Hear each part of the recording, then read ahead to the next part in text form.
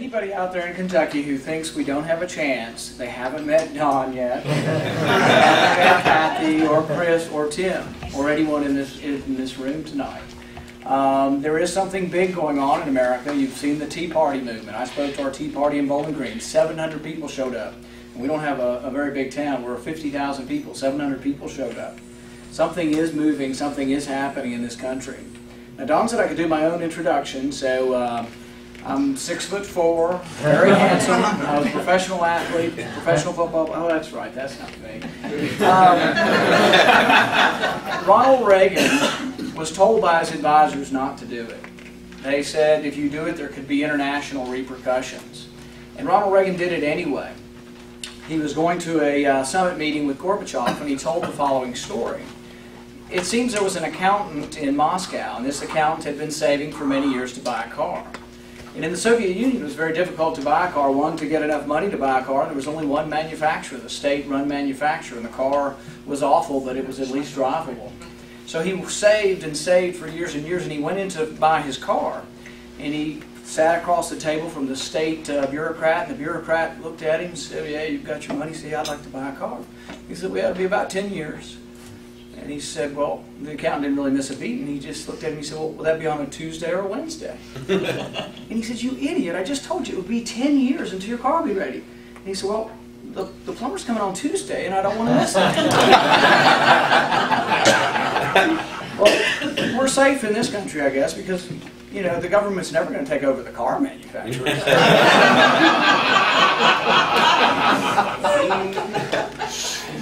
What's the new name for GM?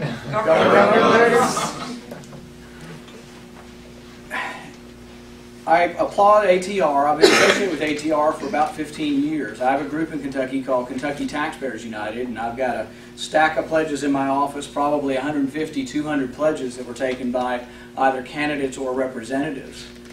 That's the good news. Bad news is they didn't always go by their pledge. But the good news is we did have some small victories. Some have said to me, "Where have you been? Why haven't you been participating in the Republican Party?" Well, I have. I've always been a Republican. My family are Republicans. My grandparents were Republicans. But I kind of chose the taxpayer route because I was interested in the issue of the fiscal responsibility and taxation. And we had some small successes. When Brett Guthrie, who's now our congressman in our area, first ran for state senate, he won by 124 votes. Well, we had him sign the pledge, and we sent the pledge to his opponent as well. So with 3 days left in the election, we put radio ads on. We ran these radio ads, a pretty significant buy for the last 3 days. Within about 24 hours, I get a call from his opponent saying, "You never sent me that pledge. I want to sign it." And because we were saying his opponent refuses to sign the taxpayer pledge.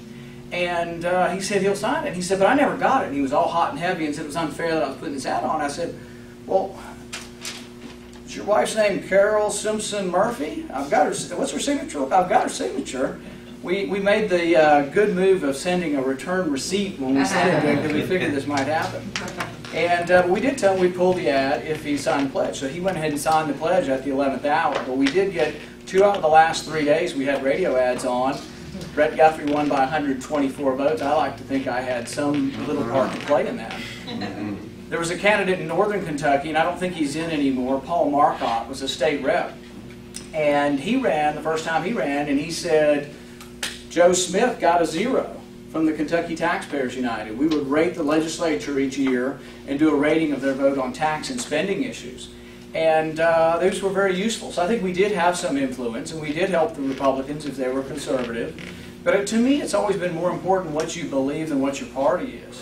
I am a Republican, but I tell people all the time the Republican Party is an empty vessel unless we imbue it with something.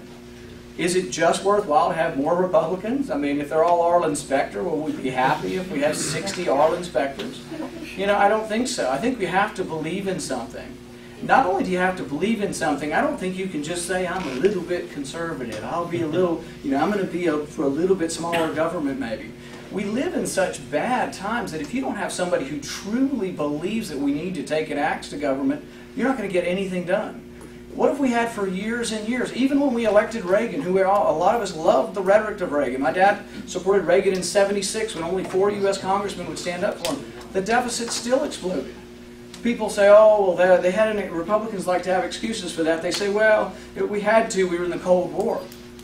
The deficit exploded because domestic spending rose faster under Reagan, so did military, but domestic spending rose faster under Reagan than under Jimmy Carter. Well, we had a Democratic Congress. He didn't use the veto. Neither did George W. Bush do the veto.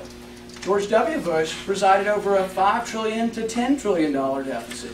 We have to admit our failings because we're not going to get new people unless we become believable as a party again.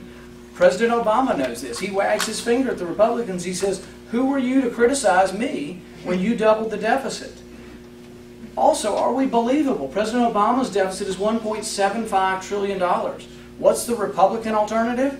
$500 billion. The Republican plan's going to balance the budget in 10 years. Still, that's our plan. It's been 10 years for the last 40 years now. Obama's going to do it in 20 years.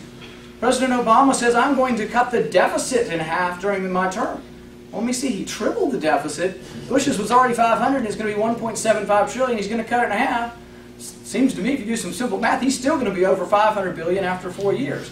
And that's all a farce because all the numbers are always a farce. I always tell people the deficit reduction plan is about like the Soviet 5-year agricultural plan. It was a farce from the very beginning. It never meant anything, and then they would change the numbers or lie about the production totals. I was thinking about when our gentleman from ATR was talking about cap and trade. I was like, does anybody remember the essay? It was written during the Depression, and some of our economists may remember this. It was written about the farmer who said he wrote a letter to his congressman about not growing hogs and not growing wheat. Yeah. There was a, the agricultural rules that started during the Depression were absurd, but we still have a lot of them, that you got paid for not growing things. And so he said he wouldn't grow, and so he wrote a letter to his congressman saying, "I usually only raise about 10 hogs, but I'll promise not to raise 20 next year. I usually only plant about 10 acres of corn, but I'm promising next year not to plant 20. Because you get paid per acre that you don't plant. But that's the absurdity of things that go on in Washington. And for many years, you look at the smoking debate. Smoking, I think, is bad for your health. But I'm not for regulating it. I'm not for sin taxes. But the thing is we subsidize tobacco for years and years. What does the federal government do on the environmental policy? There's a sign if you go through Kentucky Lake saying that we've lost something like 200,000 acres of prairie land to trees. The trees are taking over. But if you talk to other people, the prairie's taking over. So you can be paid by the federal government. I have a friend who was paid to clear cut his property and plant prairie grass. But I have another friend who's been paid to plant trees. He can be paid to plant trees and he can be paid to cut down trees. This is the ridiculousness we live with. But if we look at, the reason I was thinking of the essay from the Great Depression, I was thinking about cap and trade. I was thinking, well, maybe cap and trade wouldn't be that bad because what if I agree not to fly to Paris on my private jet? Can I trade that? Can I trade that in for some value? Private jet you don't have. Then I don't have a private jet and I'm not going to be able to go to Paris. It might not make any difference, but could I trade it in for something? The other thing that's kind of ridiculous about cap and trade is that we ought to maybe approach this from a Republican point of view is I think it sort of legitimizes and gives official state sanction to pollution because you can trade pollution. I would say maybe there are some absolutes that sometimes absolutely pollution is wrong.